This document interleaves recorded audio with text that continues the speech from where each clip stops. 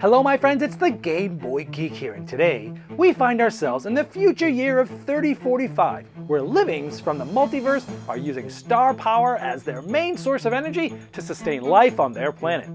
As the Imperial Commander, you'll need to harvest the stars to save your galaxy. Galaxy is a 2 to 4 player game, ages 8 and up, takes about 20 minutes to play, and is published by Sphere Games. It's on Kickstarter right now, so I'm going to show you how the game works, and then I'll see you on the other side.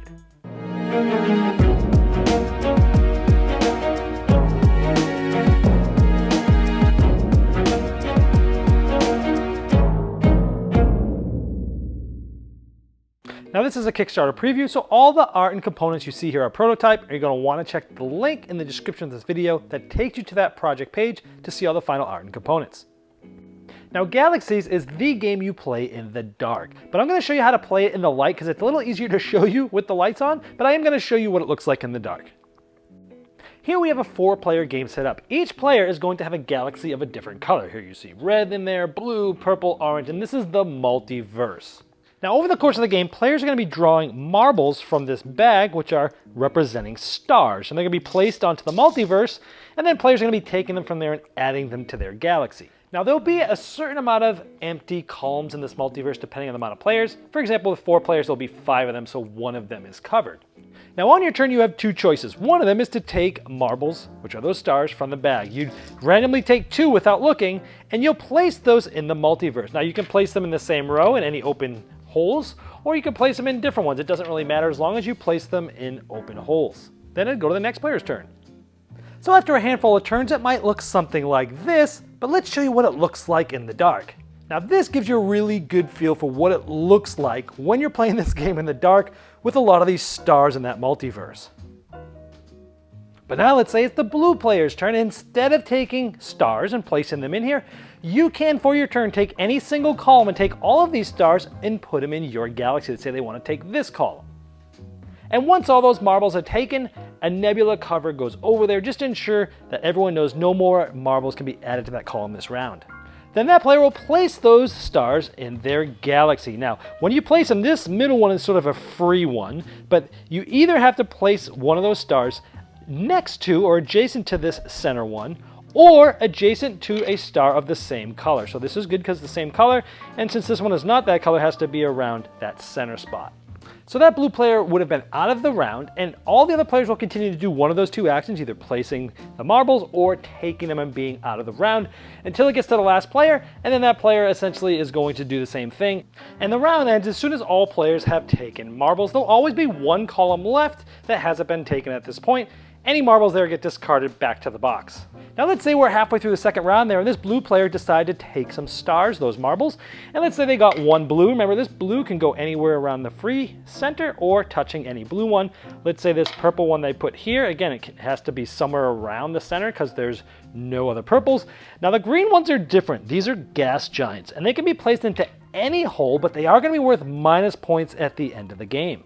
So these rounds continue with players either adding marbles to the multiverse or taking them until all players have taken. This just continues until 1 player at least has their entire galaxy filled. Now this is what one of the full galaxies looks like in the dark at the end of the game. This is the blue player's galaxies. So let's turn the lights back on and go over how this scores. Now that we have the lights back on, we can score this. On the left, you'll see a scorecard. We're going to go through each of these. The first one says 1 point per star in your galaxy. Now keep in mind the green ones are gas giants and they never score positive points. So not counting those, we count all the other stars. Next, you get a point for stars of your galaxy's color. This is the blue player, so we see all these, 1, 2, 3, 4, 5, it'd be another 5 points. You then get 1 point per star of the most common color, and in this case, it's still that blue for 5 more points. Then you'll get 2 points per color of 2 stars or more. So we have more than 2 here for purple, for orange, and for red. So that's 1, 2, 3, 4 colors. Each of those are 2 points, so that's 8 more points. Then you'll get 5 points per 5 stars in a straight line. Now this little center one is a free star, so it's 1, 2, 3, 4, 5. This one's 5 points. 1, 2, 3, 4, 5. That one's 5. This one is not because it has that gas giant and they cannot help with scoring. You'd also lose 1 point for every 2 gas giants, so we would lose a point there. And the one who has the most points is the winner. Now, I'm not sure you noticed, but the scorecard that we had up so far said Game A. There's another way to play the game, and it's called Game B, and it scores differently. You'll still get 1 point per star in your galaxy and 1 point per star for your galaxy's color, and you'll still lose a point for every 2 gas giants. However, now the other 3 scoring methods are going to be different conditions that are randomized throughout the game. First of all, each player is going to be dealt a secret hidden objective that they're working towards throughout the game. Now, going left to right, I'll tell you what these do. The first one is 2 points if you're the first one to complete your galaxy. The next one is you get 3 points if you have the most, or at least equal to the most, of the green giants at the end of the game, which, as you know, are negative points normally. The next one is 4 points if you have the least, or at least equal to the least, stars of your color at the end of the game. And the last one there is 2 points if you have the most, or at least tied for the most, stars of your color at the end of the game. Now, if you remember in the scoring card, there's 3 different ways that we'll score. Now, one of these is going to come from this blue deck. This is the star formation deck. You'll shuffle this and you use one of these. The red deck is the conditions deck. You'll shuffle this and use one of those. And then whatever one's left, you'll shuffle both of those decks together and you'll pick one more random one for the third card. So you're always going to have at least 1 red and 1 blue, but the third card will be either red or blue, for example. And so once they're randomized, you flip them over and show everyone what the goals are for the game. And going left to right, this first one here will give you 5 points for a triangular formation of stars of different colors. So you see a triangle, they're all different, a triangle, they're all different. That would be 2 sets of that, 5 points for each set of those. The next one is 3 points for a line formation of 3 stars of the same color. 3 reds here, 3 orange there. Each of those would have been worth 3 points.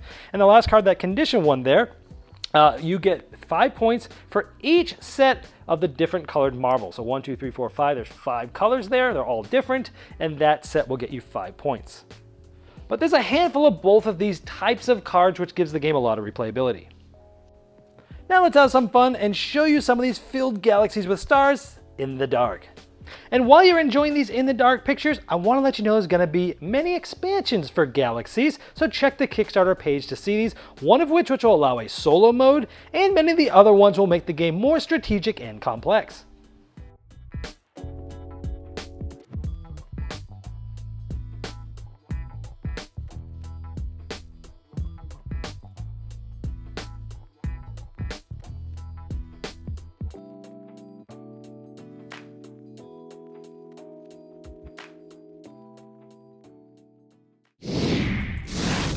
Well, there you have Galaxy, and as I showed in the overview, it has simple rules but lots of tough decisions and lots of replayability using both the A game and the B game, where the scoring changes each time.